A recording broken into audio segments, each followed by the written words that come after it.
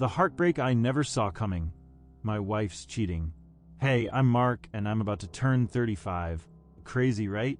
It feels like it was just yesterday when I stood at the altar and looked into Jessica's eyes. I vowed to love her forever and ever. And now it's our 5th anniversary, and all I can think about is the day it all went wrong. We were supposed to be celebrating with a fancy dinner at our favorite Italian place in the city. I was so excited and nostalgic, remembering all the great times we'd had together. I even got her a special gift, a beautiful silver necklace with our wedding date on it. I couldn't wait to see her face when she opened it. But then something happened. I don't know what went wrong, but Jessica just changed. She became distant and cold. We started arguing over little things, and it seemed like everything we built together was falling apart. I don't want to talk about it anymore. I just wish I could go back in time and fix it. But I guess that's not how life works. So here we are on our 5th anniversary with a broken heart and a lot of questions. But maybe someday things will get better. I hope so. Arriving at the restaurant, there she was, sitting at a table near the window. She looked absolutely stunning in that elegant dress, her long hair flowing over her shoulders. I saw her face lit up by the candlelight, and I just had to go over and say hello. "Happy anniversary, honey," I said, giving her a hug. "Happy anniversary to us," she replied, but there was something in her tone that made me worry. We talked about our favorite memories as we enjoyed our dinner. When dessert came, it was time for the surprise. I pulled out a necklace from my pocket and showed it to her. "This is for you, Jess. You're the most beautiful woman in the world to me," I said. She looked at it, but something was off. I could tell she was trying to hide her true emotions. Then she spoke, her voice trembling slightly. "Mark, there's something I have to tell you," she said. "What is it?" I asked, my heart racing. "I'm sorry, Mark. I think we should take some time apart," she continued. "Apart? Why?" I was confused. "It's not you, it's me. I just need some time to figure things out," she explained. I wanted to protest, to argue, but I knew it was pointless. Instead, I nodded and said, "Okay, Jess, whatever you need, I'll wait." And with that, she left. I sat there, feeling lost and confused, not knowing what had happened or what to do next. My heart sank. All of a sudden, I realized I'd seen that look before, when she was keeping something from me. My stomach twisted as I braced myself for the worst. "What's going on?" I asked, trying to stay calm. "You can tell me anything, you know that." Taking a deep breath, Jessica's eyes welled up with tears. I'm pregnant," she murmured, her voice so soft I could barely hear her. A whirlwind of emotions swept through me. Excitement, joy, confusion. "That's great," I exclaimed, but as she looked away, a dark shadow seemed to fall over us. "But there's more," she continued, her voice shaking. "It's not your baby." Time seemed to stand still as her words echoed in my head like a nightmare. I felt like the world was crashing down around me. "What do you mean?" I stammered, my heart pounding. "Who's the father?" she sobbed, tears streaming down her face. I've been seeing someone else. I didn't want it to happen, but I can't lie anymore. I'm so sorry."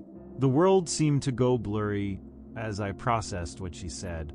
Our beautiful anniversary dinner and everything we'd built together just shattered in a second. I couldn't breathe. Anger and betrayal surged through me like a wild storm. "Who? How could you do this to us?" I demanded, my voice raising despite my best efforts to stay calm. She buried her face in her hands, crying. "I never meant for this to happen. It just did. I'm so sorry, Mark," she said. As I looked at her, everything I thought we had felt like a lie. The person I loved sat in front of me, but felt like a stranger. The weight of it all pressed down on me, suffocating and confusing. "I need some space," I said softly. I stood up, pushing my chair away with a loud scraping sound. Mark, please. She begged, but I just couldn't take it anymore. I stormed out of the restaurant. My heart shattered into a million tiny pieces. As the cool night air hit me, I felt so lost and betrayed.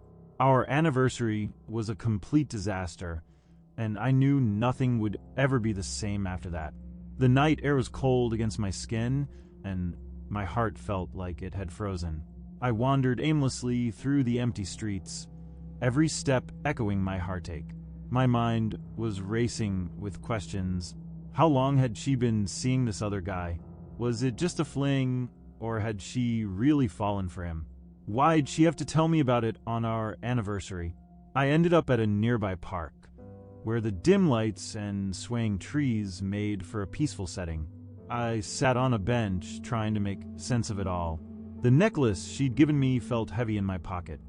A symbol of our love, now turned into a painful reminder of her betrayal. How had we gone from celebrating our love to this heartache in just a few hours? It all seemed so confusing. My phone started ringing in my pocket, giving me a start. It was Jess, and I hesitated for a moment, my finger hovering over the screen. Part of me wanted to hear her, to know why she'd called, but another part of me was so angry that I didn't want to answer. So I just turned off my phone and put my head in my hands, trying not to cry. After a while, I found the strength to go home, even though the thought of it made me feel sick. The house that had once felt so familiar and comforting now felt like a foreign, suffocating place. When I walked in, it was silent, in contrast to the way I'd imagined our anniversary would be, full of laughter and warmth. There was food on the table, left over from dinner, mocking me with its emptiness. I was pacing around, trying to figure out what had happened. How did we get here? All our memories seemed tainted now. I thought about our future plans, the house we were going to build, and the kids we wanted to have, but it felt like a dream that might not come true. After what felt like ages, I heard a knock at the door. It was Jess. For a second, I thought about not opening it, but I sighed and let her in. She was standing there, her eyes red from crying. She looked so sad and regretful. "Can I come in?" she asked softly. I reluctantly nodded and moved aside to let her through. She walked in, her presence heavy. We stood there in silence, words hanging in the air. "I'm sorry," she said, her voice breaking. "I was lost. I should have come to you." "But you didn't," I said, my voice getting louder. "You chose to be somewhere else. What about me and us?" I was gesturing wildly, feeling the pain with every word. She looked down, tears welling up in her eyes. "I know," she whispered. "I messed up. I'm so sorry." "I know," she whispered, tears running down her face. I was scared. I didn't want to lose you. I tried to handle it on my own, but I just can't lie anymore. Her words hit me like a ton of bricks. "And now what?" "Huh? You're having someone else's kid. What do you expect me to do?" "Fix it," she pleaded, stepping closer. "To be honest, to try and make it work. I love you, Mark. It was a mistake. Love. That word felt weird in my throat. I still loved her, but the betrayal was overwhelming. You say you love me, but you're willing to throw our whole relationship away. How am I supposed to trust you again? I'll do anything to get back in your good graces, okay?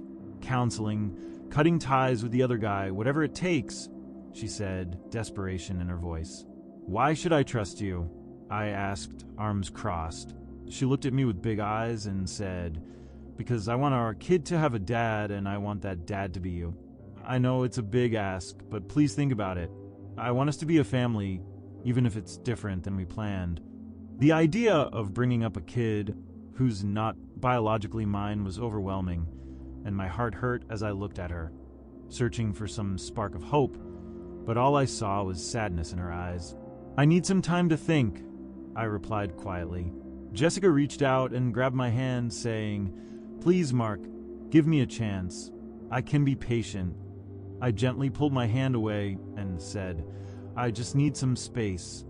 Jessica took a step back, a look of disappointment on her face. Okay, I get it. Take your time. I'll be here when you're ready to chat. She walked away, the door gently closing behind her, and I was left alone with my thoughts. I flopped onto the couch, feeling weighed down by all the uncertainty. My plans and expectations were all messed up, and the future looked pretty grim.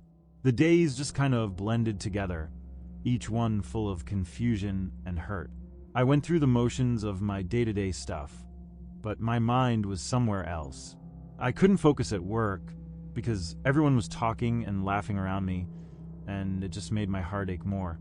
Every time I heard a kid laughing or saw a family having fun, it reminded me of what I had lost.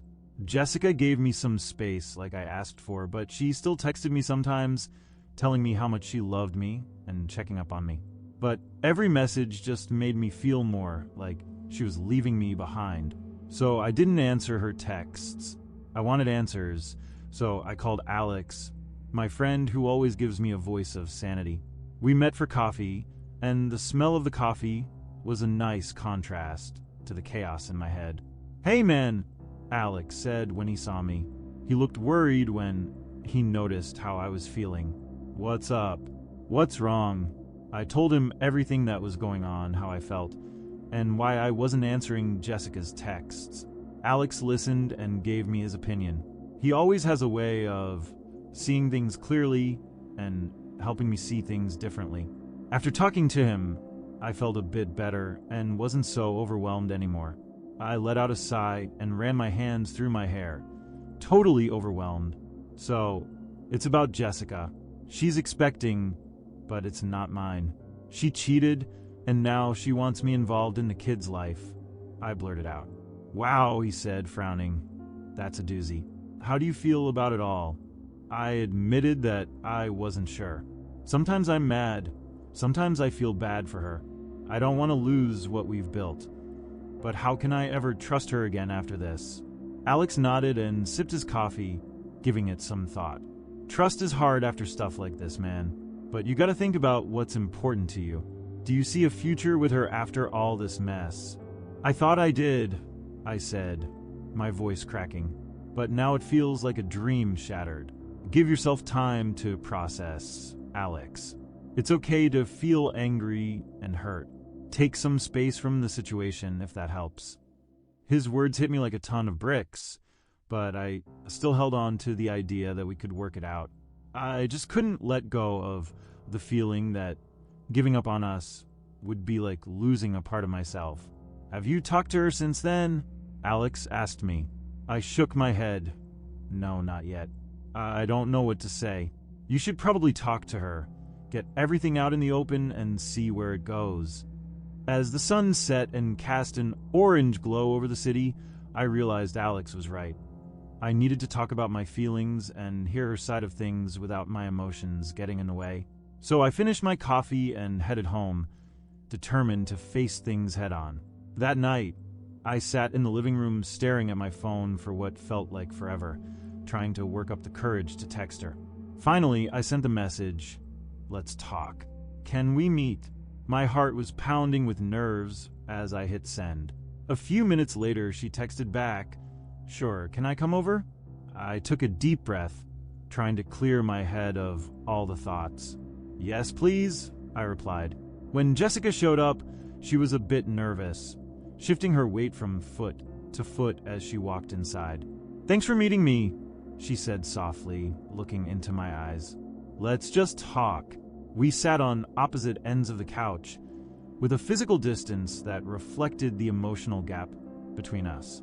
I started by saying, "I've been thinking a lot." "Why did you do that?" "I need to understand." She replied, "It wasn't intentional. I just let someone into my life without thinking. It was a weak moment, and I'm so sorry." She was trembling. Then she continued, "I know it's not an excuse, but I was in a bad place at the time. I should have been more careful." We talked for a while, and eventually I forgave her. We made up and moved on from the past. "Jess, moments of weakness can wreck lives," I said, my anger brewing under the surface. And you wrecked ours with a moment of weakness, she replied. I know, and I'm so sorry. I wish I could take it all back. I'm in therapy trying to figure out how to be a better person. I want another chance to show you that I can change. I crossed my arms and said, change doesn't happen overnight, and I need time to trust again. This baby complicates things.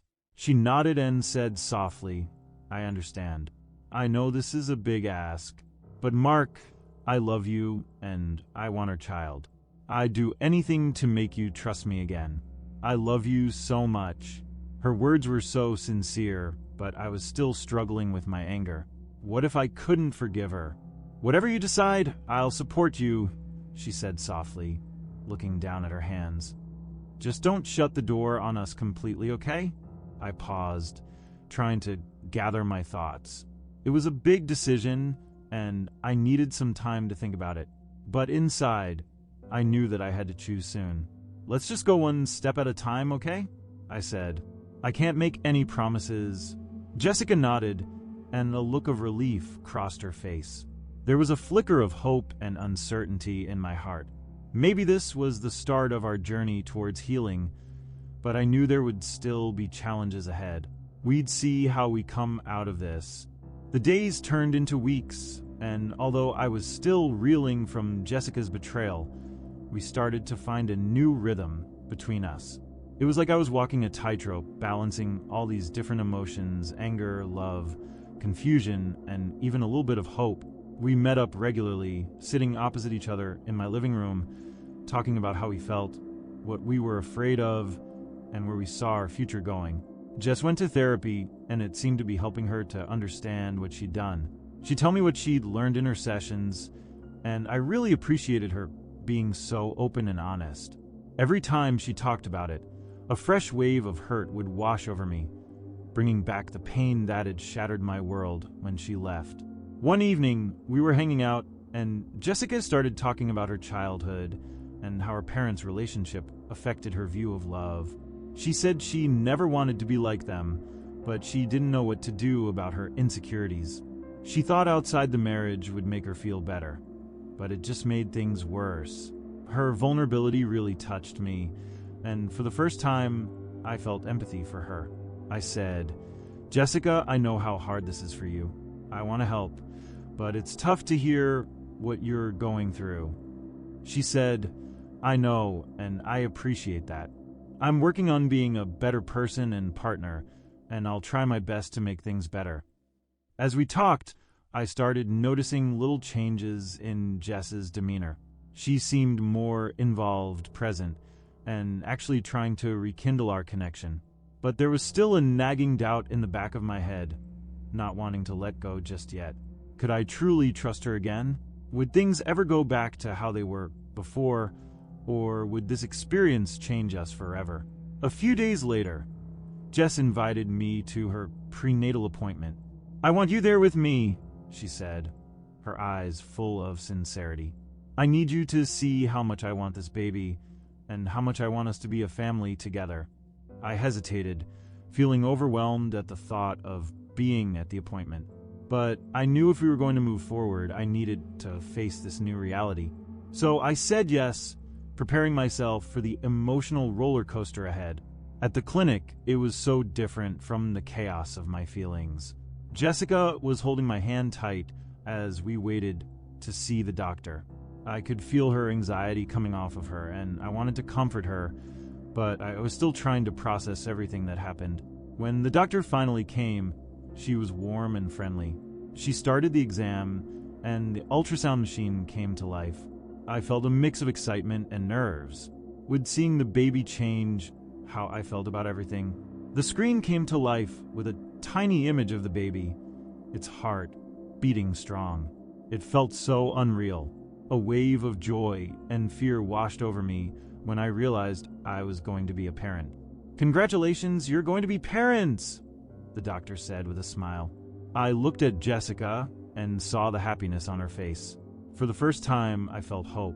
After the appointment, we just walked back to the car without saying anything. We were both lost in our thoughts. Then, Jessica finally broke the silence. Mark, I know this is new and scary, but I really want to try to make it work. I love you and want us to be together. I turned to her and said, I feel the same way too, but it's going to take some time. You know, trust doesn't just happen overnight, and I need to know that you're willing to change. She nodded and said quietly, I understand. I'm ready to work on myself and our relationship. I'll do everything I can to show you that I deserve your love. As we drove home, I felt hopeful. It was going to be a long journey, but maybe we could make something new together. There would be challenges ahead, but if we worked through them together, maybe we could build a better future. Over the next few weeks, we made small steps to rebuild our relationship. We started going to couples therapy, a safe space where we could talk openly about our feelings. It was hard at first, but each session, the walls between us started to come down. Jessica was trying hard to earn my trust again, and I started to open up more. One night, we were sitting on the couch in silence, thinking about where we had been. Thanks for trying to make this work, said Jessica, breaking the quiet. I know I don't deserve you, but it means the world to me. It's not about you, I told her. It's about me, my future. I want to be part of this baby's life, but I need to protect myself too. Jessica nodded seriously. I understand. I'll work hard to prove it to you. I don't want to lose you. As I looked into her eyes, a glimmer of hope started to grow inside me. Maybe we could find our way back together, one step at a time. The journey might be long and full of uncertainty, but I know if we both try hard, we can write a new chapter of our story, one filled with healing, forgiveness, and love. As the months went by, the seasons changed, and with each passing day, a mixture of hope and worry grew inside me. Jess and I kept going to therapy, slowly uncovering layers of pain and anger. We started communicating more openly, and I could see a real desire in her eyes to regain my trust. Jess' pregnancy progressed, and we prepared for our little one's arrival. Each kick she felt brought us closer together, creating a bond stronger than any shadows from the past could break. I often wondered what the baby would look like. Would they have Jess' bright eyes or my dark hair? The thought of holding them made me feel warmth I hadn't in years. One night, as we were sitting on the couch together, Jess turned to me with a serious look in her eyes. Mark, this hasn't been easy for either of us, but I want you to know how much I appreciate your support. You've been there for me through everything, and I can't thank you enough. I nodded, feeling an emotional surge. It's not been easy for me either, Jess, but I want to be there for you and the baby. I think we can make this work. Her eyes were full of hope, and she grabbed my hand. Let's build a family based on love and understanding. This experience has taught me a lot about myself, and I want to be the best partner I can be for you. As the weeks went by, we faced challenges together. Sometimes I had doubts, and memories from the past would flash through my mind.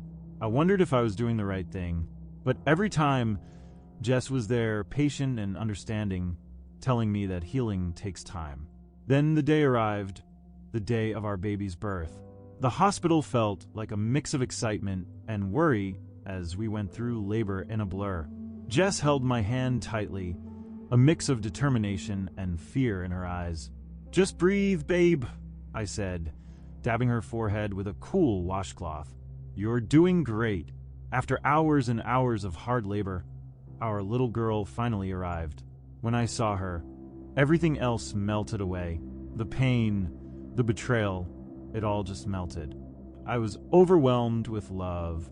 She was such a tiny miracle, the perfect combination of both of us.